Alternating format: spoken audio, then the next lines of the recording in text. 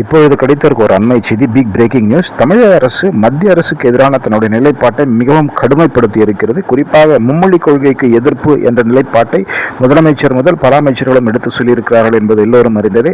இந்த சூழ்நிலையிலே ஹிந்திக்கும் மும்மொழிக்கும் எதிர்ப்பு தெரிவித்திருக்கும் தமிழக அரசு இப்பொழுது ஒரு அதிரடி நடவடிக்கையாக தமிழக நிதிநிலை அறிக்கையில் சென்ற ஆண்டு பயன்படுத்திய இந்திய அரசு பயன்படுத்தும் ரூபாய் சின்னத்தை, அதாவது ரூபாய் என்ற ஹிந்தி சின்னத்தை மாற்றி தமிழிலே ரூ என்ற சின்னத்தை இந்த ஆண்டு நிதிநிலை அறிக்கையில பயன்படுத்தி ஒரு மாற்றத்தை கொண்டு வந்திருக்கிறது.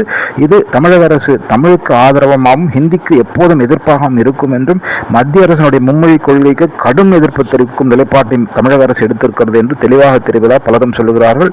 தொடர்ந்து மத்திய அரசை எதிர்க்கும் நடவடிக்கைகளை திராவிட முன்னேற்ற கழக அரசு எடுத்து வருகிறது. இது வருகின்ற தேர்தலிலே இவர்களுக்கு பயன்படுமா என்பதை பொறுத்திருந்து தான் பார்க்க வேண்டும் என்று பலரும் சொல்லியிருக்கிறார்கள். பொறுத்திருந்து பார்ப்போம்.